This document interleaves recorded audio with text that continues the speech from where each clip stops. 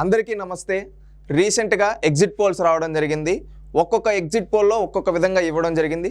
మేజర్గా ఓవరాల్గా exit polls ఎవరికి ఇచ్చాయి, ఆంధ్రప్రదేశ్లో ప్రజలు ఎవరి వైపు మొగ్గు చూపుతూ ఉన్నారు, అదేవిధంగా అధికారం ఎవరు చేజిక్కించుకోబోతున్నారనేది మనం ఒక్కసారి చూద్దాం. ఎగ్జిట్ పోల్స్ అన్ని ఎవరెవరికి ఇచ్చాయనేది మనం చూసుకుంటే కొన్ని ప్రఖ్యాత ఏజెన్సీస్ న్యూసెక్స్ ఎన్డీఏకి 15 ఎంపీ సీట్లు, వైఎస్ఆర్సీపీకి 7 సీట్లు ఇవ్వడం జరిగింది. అదేవిధంగా ఏబీపీ ఓటర్ తెలుగు ఎన్డీఏ కూటమికి 21 నుంచి 25 ఇవ్వడం జరిగింది. వైఎస్ఆర్సీపీకి 0 నుంచి 4 వరకు ఇవ్వడం జరిగింది. అదేవిధంగా సిఎన్ఎక్స్ 17 నుంచి 23 ఎన్డీఏ కూటమికి ఇవ్వడం జరిగింది. 3 నుంచి 5 వరకు వైఎస్ఆర్సీపీకి ఇవ్వడం జరిగింది. అదేవిధంగా సిఎన్ఎన్ న్యూస్ 18 ఎన్డీఏకి 19 నుంచి 22 వరకు ఇవ్వడం జరిగింది. వైఎస్ఆర్సీపీకి 5 నుంచి 8 మాత్రమే ఇవ్వడం జరిగింది. సిఎన్ఎన్ న్యూస్ 18 19 నుంచి 22 ఎన్డీఏకి ఇవ్వడం జరిగింది. వైఎస్ఆర్సీపీకి 5 నుంచి 8 మాత్రమే ఇవ్వడం జరిగింది. పైనీర్ సర్వే ఎన్డీఏకి 20 ఇవ్వడం జరిగింది. వైఎస్ఆర్సీపీకి కేవలం 5 ఇవ్వడం జరిగింది. ఎన్డీటీవీ ఎన్డీఏకి 18 ఇవ్వడం జరిగింది. వైఎస్ఆర్సీపీకి 7 ఇవ్వడం జరిగింది. ఇండియా న్యూస్ 18 ఎన్డీఏకి ఇవ్వడం జరిగింది. 7 వైఎస్ఆర్సీపీకి ఇవ్వడం జరిగింది. న్యూస్ నేషన్ ఎన్డీఏకి 19 ఇవ్వడం జరిగింది. వైఎస్ఆర్సీపీకి 6 ఇవ్వడం జరిగింది. అదేవిధంగా చూసుకుంటే ఇంకా కొన్ని ఎగ్జిట్ పోల్స్ తీసుకున్న India today, axis my India వీళ్ళు వచ్చి ఎన్డీఏ కూటమికి 21 నుంచి 23 ఎంపీలు, అదేవిధంగా వైఎస్ఆర్సీపీకి 2 నుంచి 4 మాత్రమే ఇచ్చారు. టుడేస్ చాణక్య 19 నుంచి 25 ఎన్డీఏకి ఇవ్వడం జరిగింది. వైఎస్ఆర్సీపీకి 0 నుంచి 6 వరకు ఇవ్వడం జరిగింది. ఇండియా టీవీ 19 నుంచి 23 ఎన్డీఏకి ఇవ్వడం జరిగింది. 3 నుంచి 5 వరకు వైఎస్ఆర్సీపీకి ఇవ్వడం జరిగింది. రిపబ్లిక్ పి మార్క్ ఎన్డీఏకి 14, అదేవిధంగా వైఎస్ఆర్సీపీకి 11 ఇవ్వడం జరిగింది. ఏబీపీ ఓటర్ 21 నుంచి 25 ఎన్డీఏకి, 0 నుంచి 4 వరకు వైఎస్ఆర్సీపీకి ఇవ్వడం జరిగింది. న్యూస్ ఎక్స్ 18 ఎన్డీఏకి ఇవ్వడం జరిగింది. 7 వైఎస్ఆర్సీపీకి ఇవ్వడం జరిగింది. న్యూస్ 18 19 నుంచి 22 ఎన్డీఏకి ఇవ్వడం జరిగింది. 5 నుంచి 8 వైఎస్ఆర్సీపీకి ఇవ్వడం జరిగింది. రైస్ 15 నుంచి 20 ఎన్డీఏకి ఇవ్వడం జరిగింది. 7 నుంచి 10 వైఎస్ఆర్సీపీకి ఇవ్వడం జరిగింది. అదేవిధంగా 113 నుంచి 122 ఎమ్మెల్యేలు తెలుగుదేశం పార్టీ కూటమికి ఇవ్వడం జరిగింది. అదేవిధంగా 48 నుంచి 60 వైఎస్ఆర్సీపీకి ఇవ్వడం జరిగింది. ఈ విధంగా మనం చూసుకుంటే దాదాపుగా అన్నిట్లో క్లియర్గా ఎడ్జ్ ఎన్డీఏకి ఉంది. అదేవిధంగా వైఎస్ఆర్సీపీ ఘోర ఓటమి దిశగా దూసుకుపోతుందని చెప్పి ఇక్కడ చూపించడం జరిగింది. అదేవిధంగా ఓవర్ వ్యూగా మొత్తం ఎగ్జిట్ పోల్స్ అన్ని లెక్కేసుకుంటే దాదాపుగా 40కు పైగా సంస్థల ఎగ్జిట్ పోల్స్ అనేది నిన్న ఇవ్వడం జరిగింది. ఆ ఎగ్జిట్ పోల్స్లో మేజర్గా ఏంటంటే 40కు పైగా ఎగ్జిట్ పోల్స్ ఇవ్వడం జరిగింది. ఆ 40కు పైగా ఎగ్జిట్ పోల్స్లో ఏంటంటే 35 తెలుగుదేశం పార్టీకి క్లియర్ ఎడ్జ్ ఇచ్చాయి. అదేవిధంగా కేవలం 5 మాత్రమే వైఎస్ఆర్సీపీకి ఇవ్వడం జరిగింది. అవి కూడా ఏంటంటే క్రెడిబిలిటీ లేని సంస్థలు కొన్ని, అవేదో జన్మతా పోల్స్ అంట, పారాదాస్ అంట, సిపిఎస్ అంట, ఈ విధంగా కొన్ని వాళ్ళకు వాళ్ళు చేసుకుంది.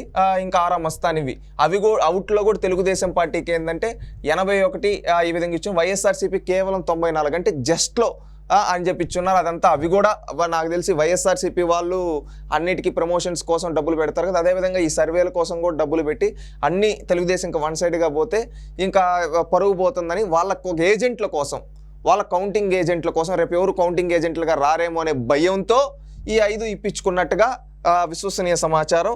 ఇక్కడ చూసుకుంటే 35 ఎగ్జిట్ పోల్స్లో తెలుగుదేశం పార్టీ దూసుకుపోతూ ఉంది.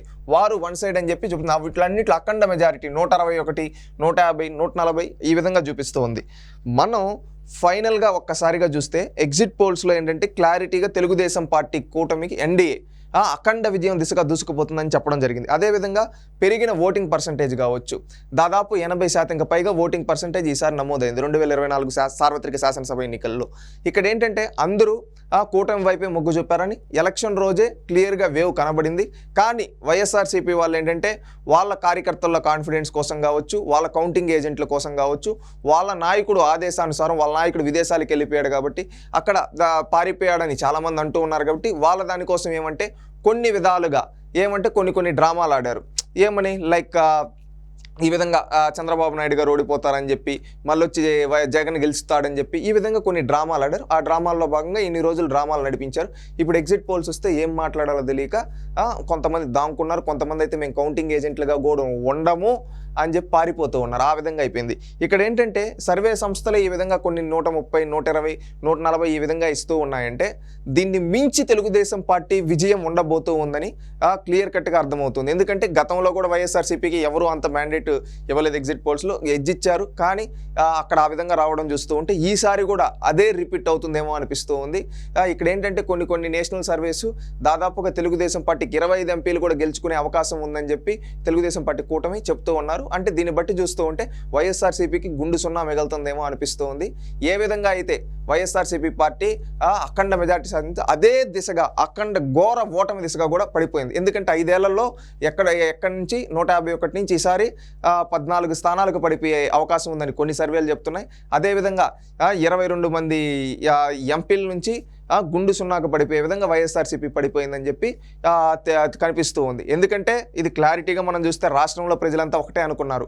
జగన్ ఒక ఛాన్స్ అడిగాడు, మనం ఇచ్చాం, ఆ ఒక ఛాన్స్ అయిపోయింది కదా, ఇంకా జగన్కి భవిష్యత్తులో ఛాన్స్ ఇవ్వాల్సిన అవసరం లేదనే ఉద్దేశంతో ప్రజలు ఓట్లేసినట్టుగా కనిపిస్తుంది. అదేవిధంగా విదేశాల నుంచి వచ్చిన మాతృభూమిని కాపాడుకోవడం కోసం వచ్చేసిన ఎన్ఆర్ఐలు కావచ్చు, అదేవిధంగా ఈరోజు పక్క రాష్ట్రాల్లో ఉన్న యువత, నిరుద్యోగ యువత రాష్ట్ర భవిష్యత్తు కోసం, రాష్ట్ర రాజధాని నిర్మాణం కోసం, మన రాష్ట్రాన్ని కాపాడుకోవాలని లక్ష్యంతో వచ్చి ఓట్లేశారు. అదేవిధంగా మహిళలు, ఎందుకంటే ఈ జగన్మోహన్ రెడ్డి అనేక హామీలు ఇచ్చాడు మహిళలకి, ఏమీ చేయకపోగా వాళ్ళని అప్పులు పాలు చేశాడు. అందుకని మహిళలంతా కసిగట్టుకొని జగన్ని ఓడిద్దామనే ఉద్దేశంతో ఓట్లేసినట్టుగా కనిపిస్తూ ఉంది.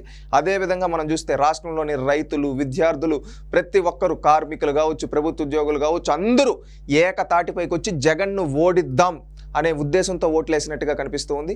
ఇప్పుడు చూస్తే తెలుగుదేశం పార్టీకి వైఎస్ఆర్సీపీ పార్టీకి డిఫరెన్స్ ఓటు బ్యాంకు 12% ఉండొచ్చని చెప్పి చూపిస్తున్నారు. అంటే వైఎస్ఆర్సీపీకి వచ్చిన ఓట్లతో కంపేర్ చేస్తే తెలుగుదేశం పార్టీ కూటమికి 12% ఎక్కువ ఓట్లు వచ్చాయని చెప్పి అన్ని సర్వేలు చెప్తూ ఉన్నాయి. దీన్ని బట్టి చూస్తూ ఉంటే తెలుగుదేశం పార్టీ అఖండ విజయం దిశగా దూసుకుపోతుంది. వైఎస్ఆర్సీపీ ఘోర ఓటమి చవి చూడబోతుందని ఎగ్జిట్ పోల్స్ ద్వారా అర్థమైంది. ఈ ఎగ్జిట్ పోల్సే రేపు ఎగ్జాక్ట్ పోల్స్ అవుతాయి. దీన్ని మించి తెలుగుదేశం పార్టీకి మేలు చేకూరుతుందని భావిస్తూ ఉన్నాం.